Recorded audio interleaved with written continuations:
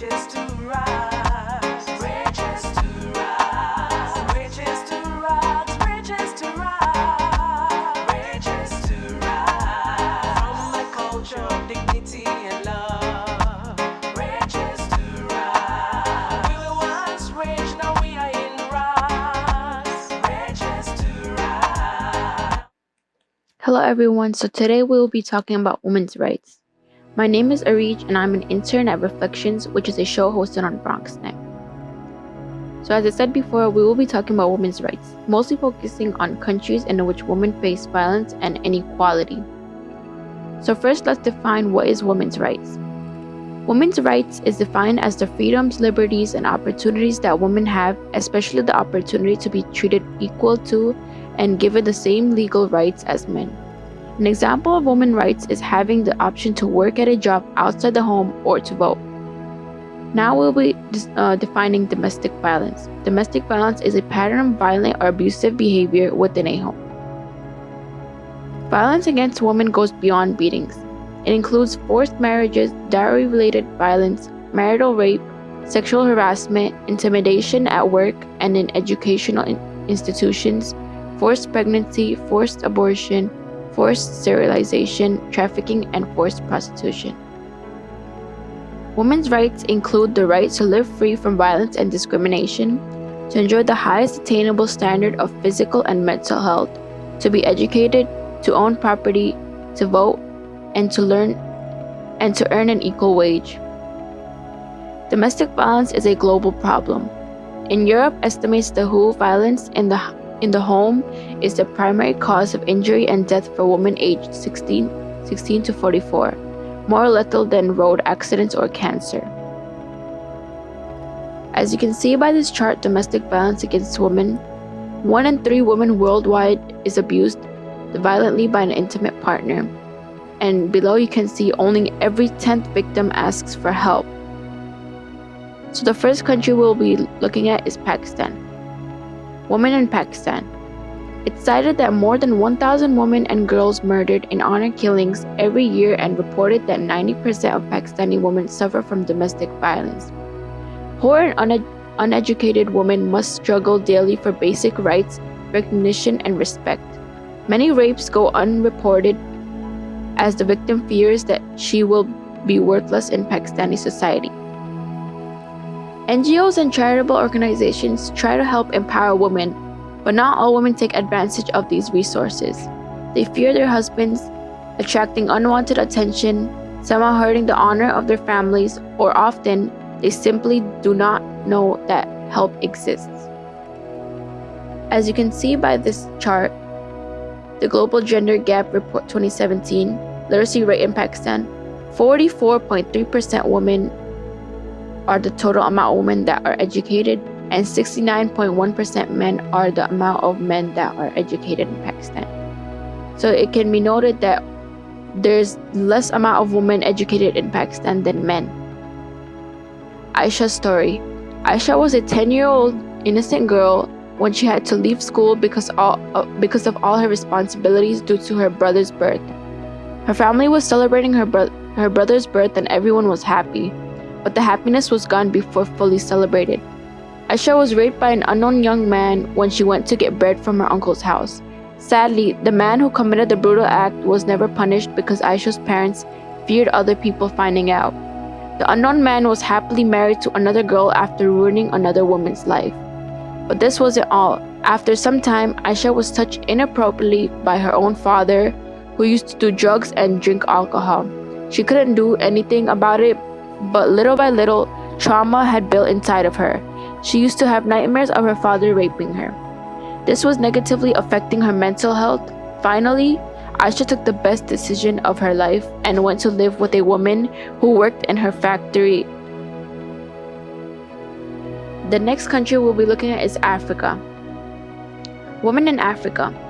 According to the World Health Organization, aka WHO, violence affects millions of women in Africa. In a 2005 study on women's health and domestic violence, the WHO found that 50% of women in Tanzania and 71% of women in Ethiopia's rural areas reported beatings or other forms of violence by husbands or other intimate partners. Many women see no option but to remain with husbands who routinely batter them. The women stay because men serve as vital opportunities for financial and social security, or for satisfying material aspirations. Moreover, as such women are often both poor and uneducated, the combination of these dependence and subordination can make it very difficult. Armed groups in Cameroon, Mali, Nigeria, Somalia, and elsewhere committed abuses, including killings and abductions, which caused mass displacements. State security forces often replied with serious human rights violations, such as extrajudicial killings, enforced disappearances, and torture. Next is Bangladesh. Women in Bangladesh. Almost 60% of girls are married before their 18th birthday, and their husbands' families may abandon them if they are unable to bear children. Acid attacks are one particularly extreme form of violence in a pattern of widespread gender-based violence targeting women and girls in Bangladesh. At least 253 women were murdered by their husband or his family in just the first 9 months of 2020. This is Sadia. She's a 12-year-old girl who was married before the acid attack, and her husband beat her regularly and poured chemicals in her eyes 3 times, each time temporarily blinding her.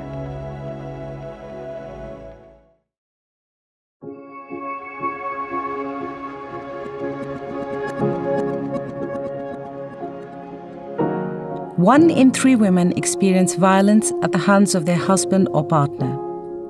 That's over 800 million women worldwide. These women can feel trapped, afraid. Their lives are often restricted. Those who consider leaving often fear ending up penniless or losing their children. Over time, their confidence slips away, making a life without violence seem a distant memory. The abuse can lead to injuries, as well as serious physical and mental health problems, in some cases, even death. Many women contract sexually transmitted infections or have unwanted pregnancies, and when pregnant, have a greater risk of miscarriage or of having a premature or low birth weight baby. They can experience depression, anxiety, other mental health problems, or become addicted to drugs and alcohol. It can be hard to know who to trust or where to turn. But there is a place they can go. A visit to a local clinic is often one of the few opportunities women have to go out alone. And it's important for doctors and nurses to make sure this isn't a missed opportunity. When doctors, nurses, and midwives listened with compassion, survivors are more likely to share their story. When they ask the right questions, they can uncover what is really happening and challenge cultural attitudes that say it's okay for a husband to hit his wife. They can reassure women that it's not their fault and can work with women to help them stay safe. And where necessary, connect them with other services that can provide, for example, shelter, psychological support, legal services, and financial opportunities. More women can find their way to a life without violence when changes are implemented across healthcare and other systems. Changes such as private rooms for consultations, training that enables doctors and nurses to respond better to women's needs, and raising awareness of the harmful consequences of violence for women and children and how to prevent it. Making these changes helps foster a culture where violence is unacceptable and where women have the courage to speak out. Imagine if that could happen to each and every one of those 800 million women.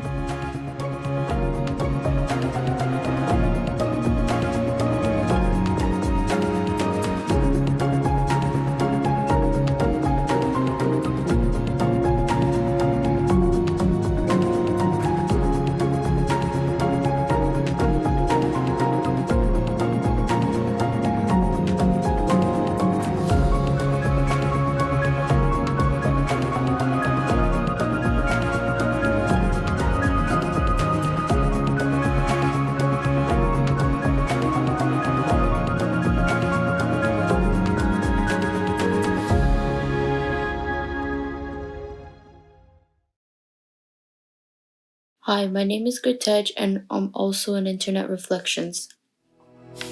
So another country we will be talking upon is India. So India is a third world country located in South Asia, and women have been facing many issues such as inequality between men and women along with violence and rape. Most people don't pay attention to what goes on within a country, especially to young women in India. Since the poverty rate is high in India, most young girls are forced into marriages at ages 12 to 15 with older men who are 3 times their ages sometimes. They are forced to drop out of school to become housewives along with leaving their family behind. The life of a woman in India, especially the state of Haryana, is brutal.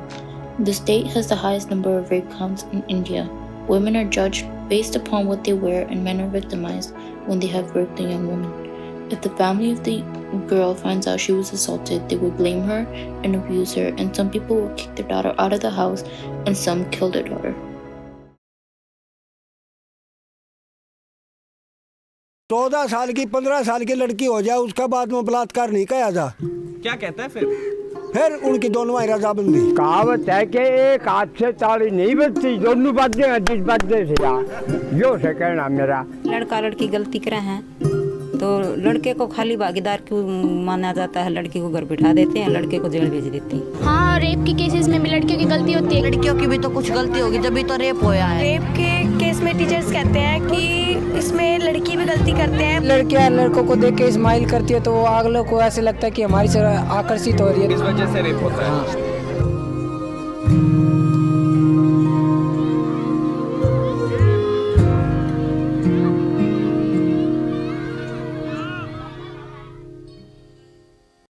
In January 2018, 10 rapes in 10 days in Haryana seemed to shock everyone. And once again, सबने पूछा, इतने wraps क्यों होते हैं यार? घटना ये बार बार हो रही है और होती रहेंगी आगे भी, क्योंकि ना लड़कियों पे दबाव है ना लड़कियों पे दबाव है। ये है एक संसार का रूप कि चलता रहेगा, चलती रहेंगी बातें। Say hello to rape culture.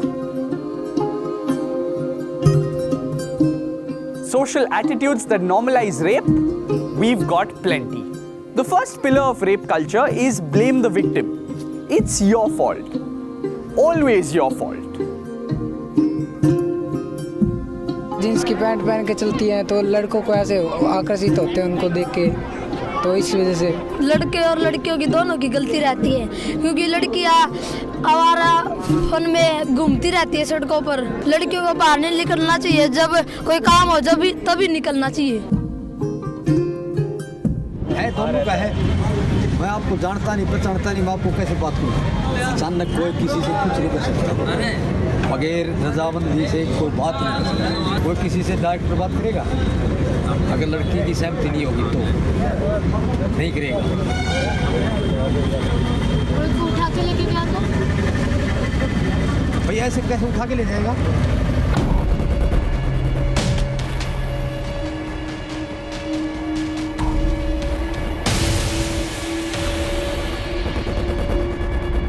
That deserves a slow clap, but I'd rather not, because clapping is what a lot of people in Haryana seem to compare rape to.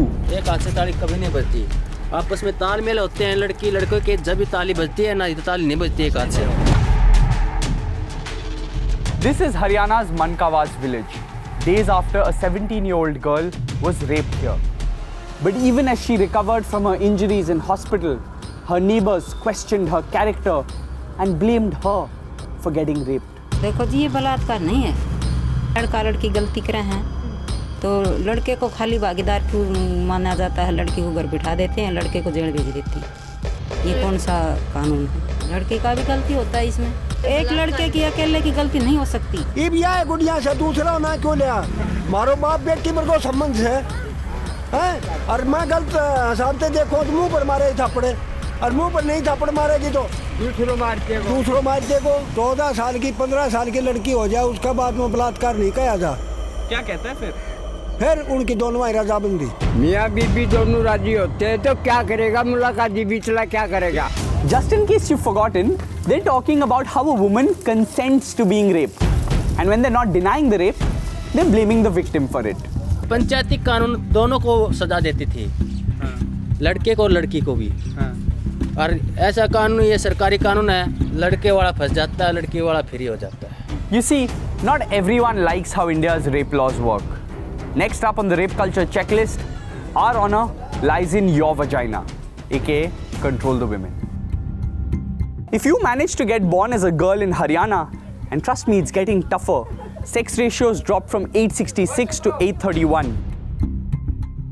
But yeah, as I was saying, if you do manage to get born, agency leaves your newborn body faster than you can shout patriarchy. And before you know it, your vagina becomes a site of honor, the site of your entire family's honor. Gents में और ladies में फ़र्क होता है ताकत के अंदर, ठीक है। वो अपने आप को कमज़ोर समझती है, सोचती है कि मेरी समाज में बेइज्जती ना हो जाए, कहीं मेरे को मेरी ससुराल वाले या मायके वाले या कुछ कह ना दें, ठीक है।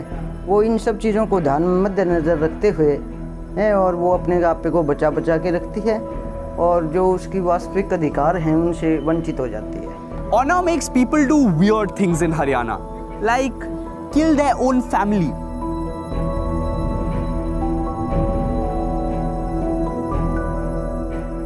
लड़की की इज्जत होती है ना गाँव में, घर की इज्जत है भाई, लड़की का इज्जत नहीं होता। लड़के की अलग बात होती है सर। लड़का अगर लड़का लड़की में काफी डिफरेंस होता है। मारपीट करके आएगा तो घर वाले डांट देंगे और कुछ देंगे। लड़की कुछ करके आएगी ना तो सारी बदनामी घर वालों की होती है। लड़की की ज्यादा बोलती है। लड़की अपने मत से तो कर रही है, तो अपना उसका इज्जत कहाँ जा रहा है? वो तो नहीं मानते ना, तो उसके पास ही। वो तो नहीं मानते ना। वो सोचते हैं कि हाँ भाई इन्होंने कर लिया, लड़की करती है तो गलत है, लड़के करते है तो सही है। क्यों सोचते हैं? बस उनकी थिंकिंग ऐसी है। बहुत गुस्सा आता है। Basically, honor is like a cheat code to control women. In the name of protecting their honor, men can do anything they want, diminish their agency, make their decisions, control their lives. जितनी मेरे भाई है ना उनकी सुनी जाती है, इतनी मेरी नहीं सुनी जाती। किस मामले में? किसी भी मामले में अगर मैं किसी मामले में अपने घर में बोलूं तो पहले उनकी होती है, उनसे ऊपर कुछ नहीं। मेल को ही ज़्यादा माने जाते हैं कि लड़की तो कुछ नहीं होता, इसको कैसे ना कैसे निपट लेंगे इससे, तो फिर वो मेल का ही बहुत पलड़ा भारी रहता है। लड़कियों को बाहर नहीं निकलना चाहिए, जब कोई काम हो जब तभी निकलना चाहिए, नहीं तो घर में रहना चाहिए। हाँ। और लड़कों को काम करना चाहिए, पढ़ना चाहिए। Yup, that's how ingrained honor is in people's minds. मर्द तो ऊपर ही होगा, जनानी तो नीचे ही आ गया, चाहे किसी बड़ी हो, किसी में चाहिए। पढ़ाई करने के बाद भी, पढ़ाई करने के बाद बराबर का हो जाए हक। ये आप सोच ऐसी ना रखें, क्योंकि आजकल की लड़कियां बहुत ही आगे जा चुकी है। हमें लगता है कि लड़कियां लड़कों के बराबर है, किसी भी चीज में लड़कियां लड़कों से कम नहीं हो सकती। लड़कियों लड़कों से बराबर है? नहीं, क्यों नहीं? सॉरी, बराबर है। अच्छा, बल्कि लड़कों से भी ज्यादा ऊपर है। अच्छा, इसलिए कह रहे थे बराबर नहीं है। But are we really teaching them that? A CARB directed girls older than 10 years to not wear jeans and not use mobile phones, because apparently wearing provocative clothing like jeans invite attention and ultimately lead to rapes. बहुत लोगों का ये मानना है कि इसमें rape के cases में लड़कियों का भी गलती रहती है। आपको क्या लगता है? हाँ, इसमें गलती होती है कि उनको जैसे जीन्स की पैंट पहन के चलती हैं तो लड़कों को ऐसे आकर्षित होते हैं उनको देख के, तो इस वजह से। The Sarva Khab Jat Panchayat said, girls should be married at the age of 16 so that they don't need to go elsewhere for their sexual needs. This way, rapes will not occur. हाँ, rape के cases में भी लड़कियों की गलती होती है कि वो मतलब फ्रेंड्स वगैरह बनाती हैं, बाद में मतलब उनमें बुरी संगत का वो होता है, असर होता है। There's no dearth of things to blame for rape. From a CARP leader blaming chow mein to a former chief minister saying child marriages are the remedy. From friendship causing rape. Rape के case में teachers कहते हैं कि इसमें लड़की भी गलती करते हैं, पर पहले हमें फ्रेंडशिप नहीं करनी चाहिए और फिर हमारी फ्रेंडशिप का फ़ायदा उठाते हैं लड़के। To accusing women of talking men into raping them. लड़कियों की ये गलती रहती है, लड़की है ना जैसे जाती है तो है ना वो ज़्यादा लड़की है ना खुद भी बोलती है, जब तो ये लड़कियों की भी तो कुछ गलती होगी, जब तो रेप होया है। Everything in Haryana can be blamed for rape, except the rapists and the state's rape culture. When this is what we teach, 90% लड़कियां सहमति से जाती हैं, आगे आपराधिक प्रवृत्ति के लोग मिल जाते हैं जो हवस का शिकार होते हैं, तो 90% लड़कियां जाति सहमति से हैं और आगे जाके अपराधी व्यक्ति मिल जाते हैं। एक हाथ से ताली नहीं बजती, दोनों बजते जिस बजते से यो से कहना मेरा। This is what they learn. लड़के और लड़की दोनों की गलती होती है, एक हाथ से ताली कभी नहीं बजती। जो कुछ होता है लड़कियों की वजह से भी होता है और लड़कों की वजह से भी होता है, दोनों की बराबर गलती होती है। Where social attitudes are such, where the victim is blamed, the woman controlled, her consent ignored, her choice rejected, where tradition breaks the law, but we teach them to the young. Is it any surprise then that rape is deemed consensual? And it's not just the story of Haryana, it happens in all of India. In Maharashtra, the victim blaming, in Tamil Nadu, the honor killing, in Uttar Pradesh, the rule of the khap, and our leaders, wherever they are. क्या rape में फांसी दी जाएगी? यही लड़के हैं, गलती हो जाती है। আগেকার দিনে তো ছোট ছোট বাচ্চা ছেলে মেয়েরা একটু প্রেম করলে এত মার খেত বাবা মায়ের, এখন তো সবটাই ওপেন হয়ে গেছে। कहीं पे शक्कर गिरी होगी तो चिमटी अपने आप आएगी, उसको आमंत्रण भेजना नहीं पड़ता है। The list goes on. Sure, rape culture may seem more pervasive in some places, more evident on certain faces, but make no mistake, it is all around us. So the next time you ask, इतने rapes क्यों होते हैं यार? Remind yourself that the answer is right here, staring you in the face. औरतें डरते रहती हैं, क्यों? किससे डरती हैं औरतें? दुनिया से।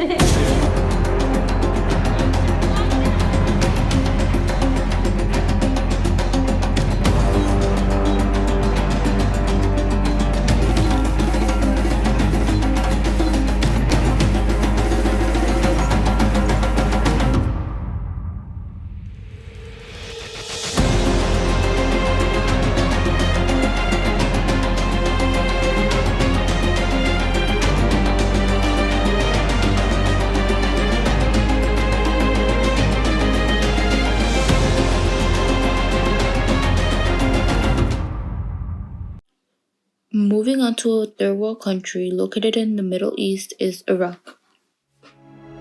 Life in Iraq is tough, especially for a woman, since their safety has been compromised due to illegal sex trade, which is where women and sometimes young children are kidnapped and sold at highest prices. Adding on, women are also raped and brutally killed. In Iraq, women don't have equality, especially in homes where they are forced to marry and become housewives and leave their careers behind. And our last country, Yemen, located in the Middle East and is also a third world country. Yemen is also known to be the worst place for a woman to live in. In Yemen, most women are married as child brides. They are harassed, oppressed by their husband's family, and shamed for divorce. Since the country is in poverty, many terrorist attacks happen, and women try to find refuge, but are sometimes raped and killed by men when they try to find sanctuary. So here are ways you can help against inequality upon women and domestic violence. You can speak out against all forms of violence, respect and embrace diversity, and advocate for victims' rights. You can also teach children that violence is not the solution to problems, work toward eliminating oppression of all kinds, and empathize.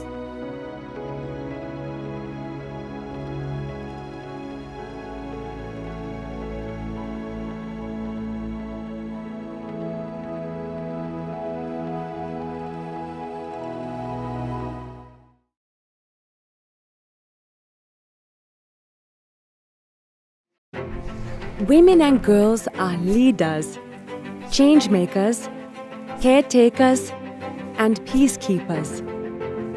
But while they have an empowered role in our societies, to this day, women and girls are still forced to fight for their rights. How much progress have we achieved, and how much work remains? How can you carry on the fight for equal rights?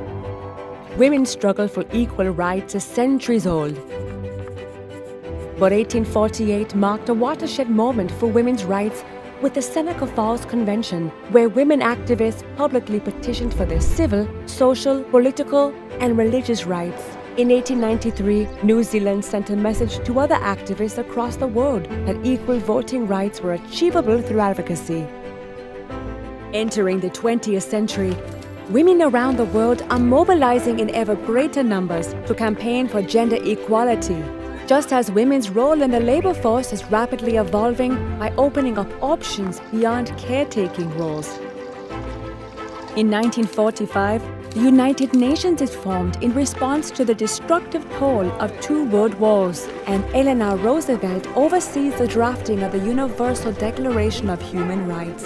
For all the world to hear, she and other advocates underline the place of women's rights within.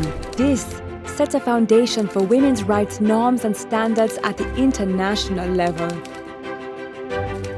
In the subsequent decades, just as women are taking historic leadership positions in government, women activists at the grassroots level dovetail with the worldwide momentum by becoming powerful symbols of feminist resistance and social change. This momentum reaches a climax in 1995 when the Beijing Declaration and Platform for Action presents a visionary global agenda for women and girls' rights. But in spite of all the progress, as we enter the 21st century, patriarchal stigmas persist and exemplary leaders arise to resist them. With the rise of the digital age, social media emerges as a crucial tool to galvanize populations in the fight against injustice. A single woman's voice is now louder than ever.